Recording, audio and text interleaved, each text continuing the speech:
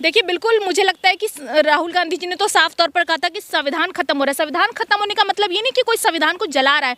संविधान खत्म होने का मतलब ये कि जो भी संविधान में लिखा है, जो भी आर्टिकल्स हैं, उसको खत्म करा जा रहा है, उसको फॉलो नहीं किया जा रहा देश के अंदर। तो मुझे लगता है कि जब चुनाव होते हैं, चुनावों के प्रोसेस को बदला जा रहा है। आज जनता चाहती है कि बैलेट पेपर से चुनाव हो, लेकिन ईवीएम से चुनाव हो रहा है। और दूसरी तरफ जनता ये चाहती है कि जब चुनाव हो तो पूरी प्रोटेक्शन हो, ईवीएम मशीन्स को बदला ना जाए। जनता ये चाहती है कि जब वो बूथ पर पहुंचे तो पूरी सुविधा हो। लेकिन आज उस पर भी देखिए आप लोग आपस में लड़ाई कर रहे हैं, फर्जी वोटिंग डल रही है। तो मुझे लगता है इस पूरे चुनावों को देखते हुए कि चुनाव जो है वो संविधान खत्म करने की एक प्रक्रिया बन चुकी है। महाकुंभ में थे, मिल्कीपुर में विधान हुआ, दिल्ली में भी हुआ।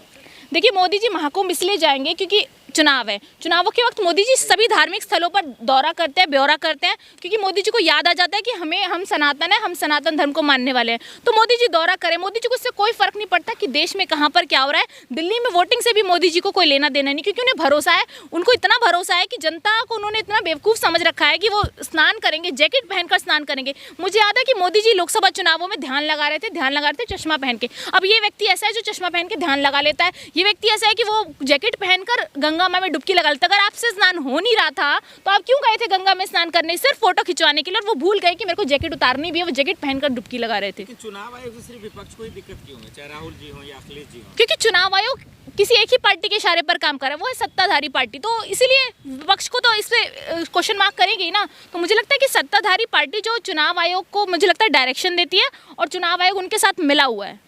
अखिलेश यादव ने कहा चुनाव आयोग मर गया, तो लोग कह रहे हैं कि ये विवादित बयान है, माफी मांगनी चाहिए। देखिए विवादित बयान तो कुछ नहीं है, क्योंकि मुझे लगता है कि पहले भी सवाल कई बार चुनाव आयोग पर उठाए गए थे। कई आपने देखा होगा सोशल मीडिया पर जब चुनाव होते हैं तो रिजल्ट्स वाले दिन भी आप देखिए, जब वोटों की गिनती शुरू होती है, लोग गाड़ियों में आप देखिए ईवीएम पकड़ी जाती है, बीजेपी के नेता पकड़े जाते हैं, लेकिन कोई कार्रवाई नहीं होती, कोई उस पर एक्शन नहीं होता, कोई चुनाव रिपीट नहीं होता। तो मुझे लगता है कि ये वो लोग हैं जो चुनावों को भी ठीक से नहीं करा सकते। सोचिए, जो देश में पेपर ठीक से नहीं करा सकता, वो चुनाव कैसे ठीक से करा सकता है? तो ये सत्ताधारी पार्टी बीजेपी पार्टी सिर्फ लूट की पार्टी है, लूट रही है जनता को और बेवकूफ बना रही है। महाकुंभ होता है उसमें आप लोग राजनीति करते, चुनाव होता है तभी राजनीति। देखिए महाकुंभ हुआ था तो राजनीति मोदी जी ने शुरू की थी। राहुल जी क्यों नहीं आ रहे? इनको बड़ी दिक्कत है। ये कहते हैं राहुल जी रैली करने क्यों नहीं आते दिल्ली में, राहुल जी राम मंदिर क्यों नहीं आते, राहुल जी यहाँ क्यों नहीं आते, राहुल जी वहाँ क्यों नहीं जाते।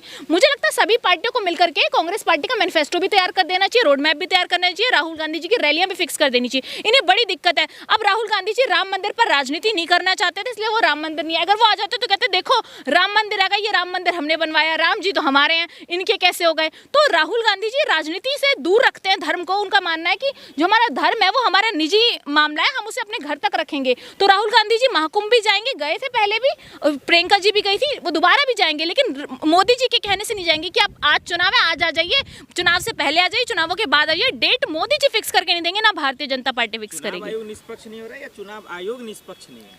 देखिए मुझे लगता है कि चुनाव निष्पक्ष नहीं हो रहे, उसके बाद चुनाव आयोग भी निष्पक्षता से अपना काम नहीं करा। अगर चुनाव आयोग निष्पक्षता से काम करता तो भारतीय जनता पार्टी की इतनी हिम्मत नहीं होती कि वो इस तरीके की चीज़ें करें। अभी देखिए पैसे बांटे गए हैं, सबको पता है परवेश वर्मा पैसे बांट रहे हैं, जो कि संदीप दीक्षित जी के खिलाफ चुनाव लड़ रहे हैं, उन्होंने पैसे बांटे जनता को। तो पैसे बांटना भी यही है कि आप वोट खरीद रहे हैं पैसे से। ये लोग वो जो पैसे बांट के वोट खरीद रहे हैं, आतिशी जी ये है, वो उनके पैसे पकड़े गए। तो पैसे पकड़ने के बाद भी आप कोई एक्शन नहीं ले रहे और वो फिर भी चुनाव लड़ रहे हैं। तो इलेक्शन कमीशन की गाइडलाइंस का, इलेक्शन कमीशन के रूल्स का हम क्या करें? जब उन रूल्स को फॉलो ही नहीं करवा पा रहा है इलेक्शन कमीशन, कोई एक्शन ही नहीं ले रहा। जब तक एक्शन नहीं लेगा ये रूल्स कैसे फॉलो होंगे? आप देखिए कि दिल्ली के अंदर पैसे बटे, शराब बटी, सब कुछ बटा, सबको पता है, लेकिन उस पर कोई एक्शन नहीं हो रहा आज तक।